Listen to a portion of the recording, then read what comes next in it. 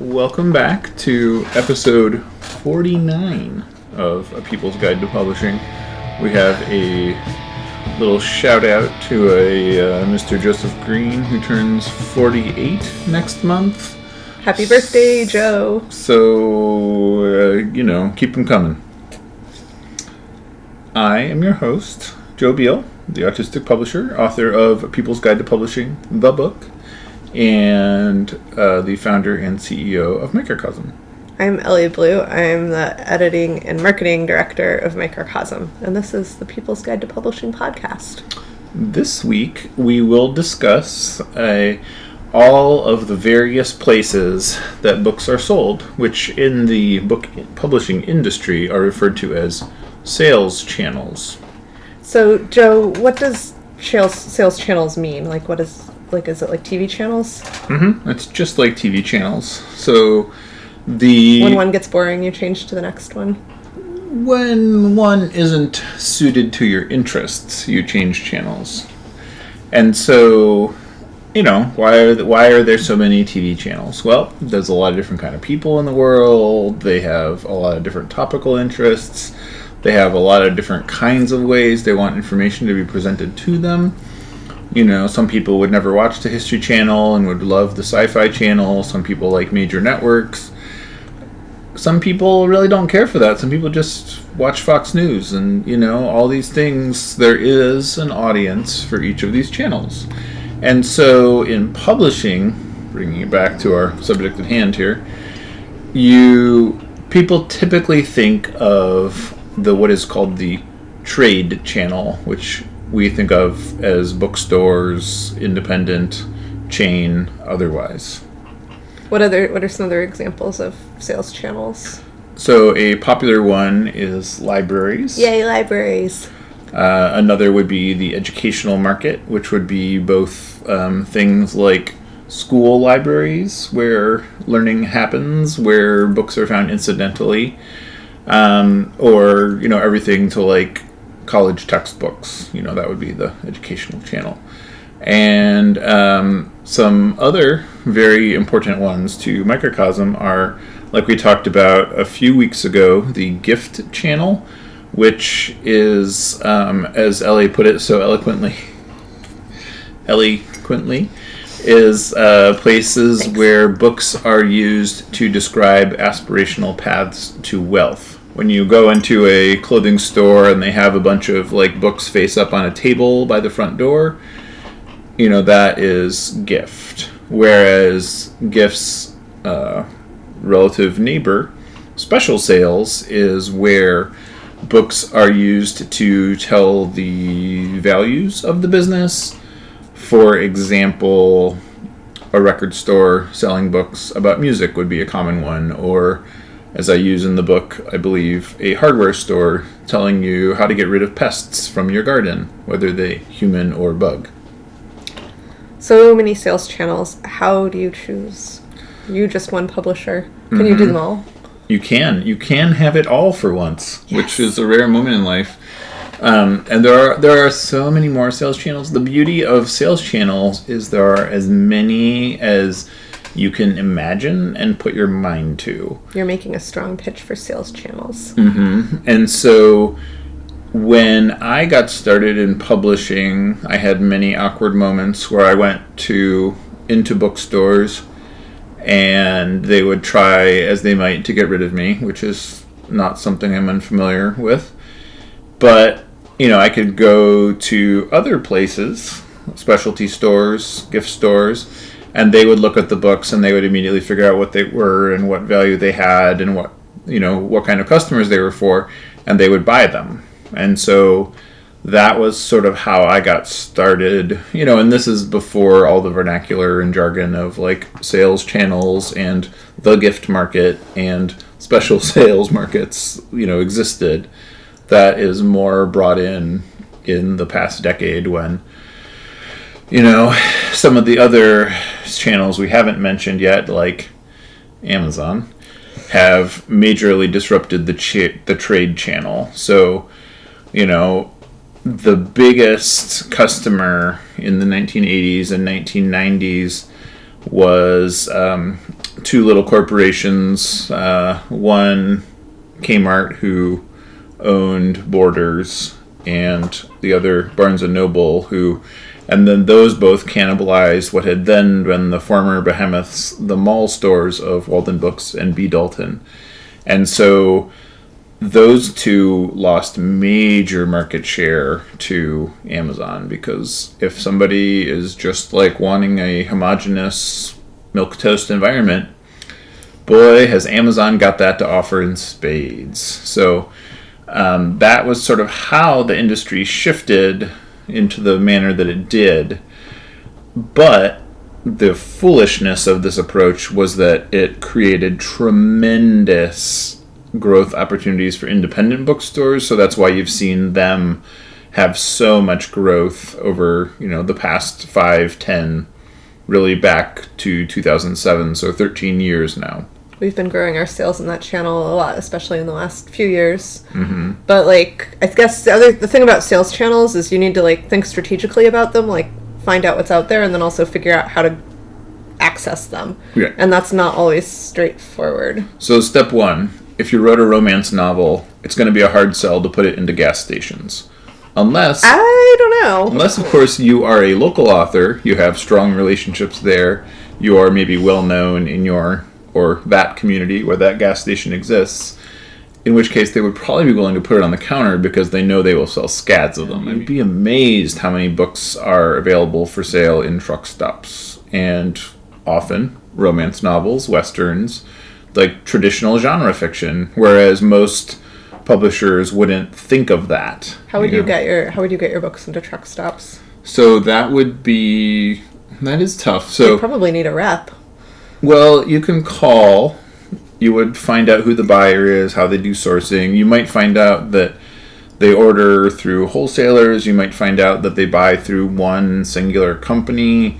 You might find out that they would be happy to buy from you. You might find that you need somebody to walk in and do a sales presentation for their buyer. And, but a lot of times if you are resourceful and or gritty enough, you can sort of overcome anything. I think, though, that, that is true. But also, as you scale and as you grow your business, I do think it's what most of us find when we're starting out is you can't sell to most channels directly as a publisher. You need some kind of middle person. And so a lot of us start out trying to find the sales channels we can reach directly, and that often involves opening new kinds of channels. Mm-hmm. And so, a lot of our best sales channels we discovered by accident. For example, the institutional channel, which is where you sell bulk copies to somebody who uses it as a perk for their employees, or as a way to, for a nonprofit to educate their base, for example, or as to give a reward to their members.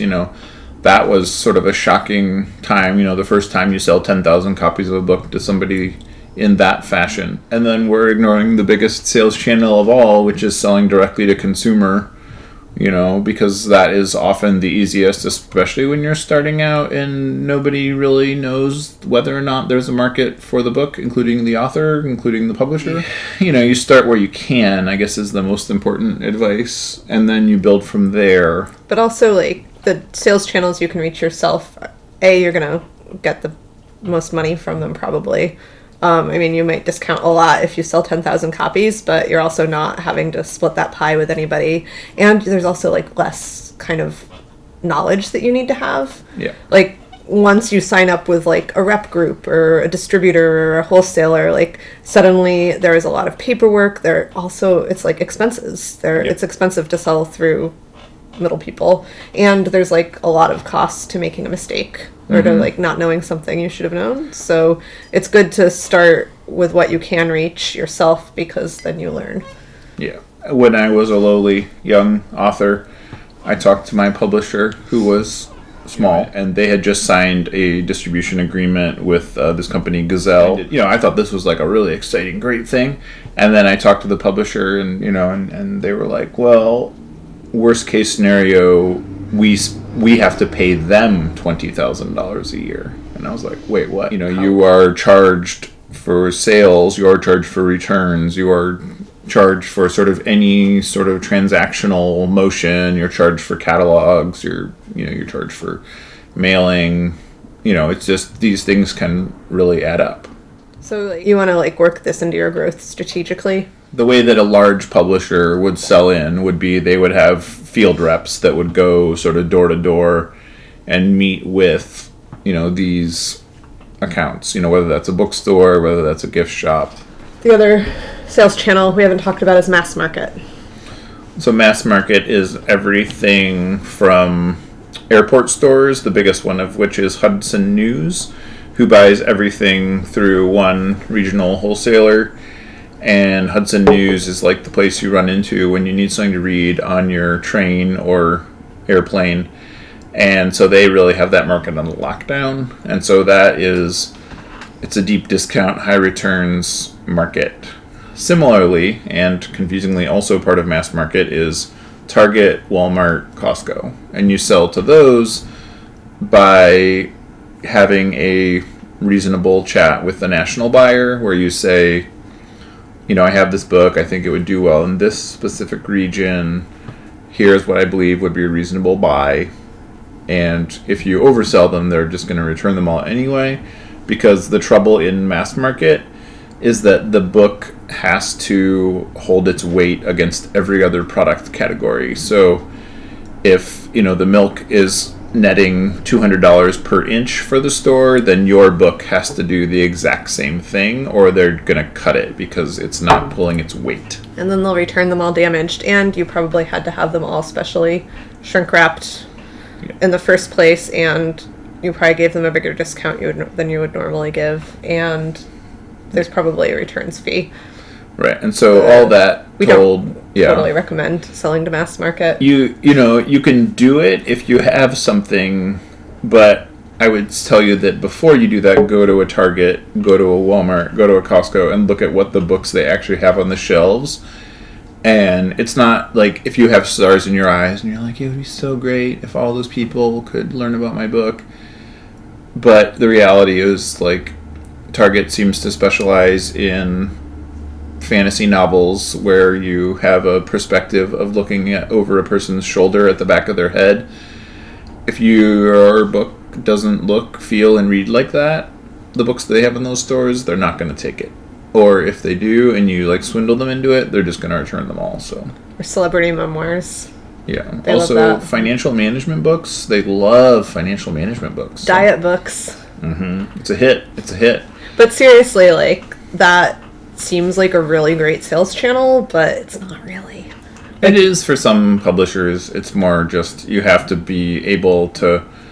It's like my former publisher said, you have to really do the math and figure out if you can stomach the worst possible outcome.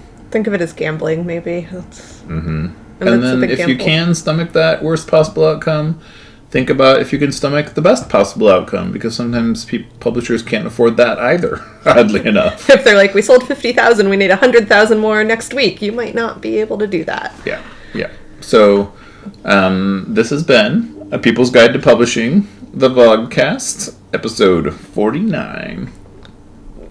Thank you for joining us. I am your host, Joe Beal, the autistic publisher, founder and CEO of Microcosm, and author of A People's Guide to Publishing, the book.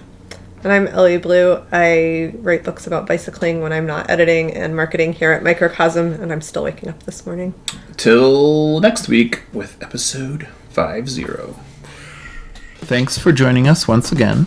Please send your questions to podcast@microcosmpublishing.com so we can answer them on future episodes. And please give us 5 stars on iTunes and everywhere else that podcasts are reviewed. You can find us on the internet at microcosm.pub. On Twitter at Microcosm. On Facebook at Microcosm Publishing. On Instagram at Microcosm_pub. And here in Portland, Oregon on North Williams Avenue. Thank you so much. Have a wonderful week.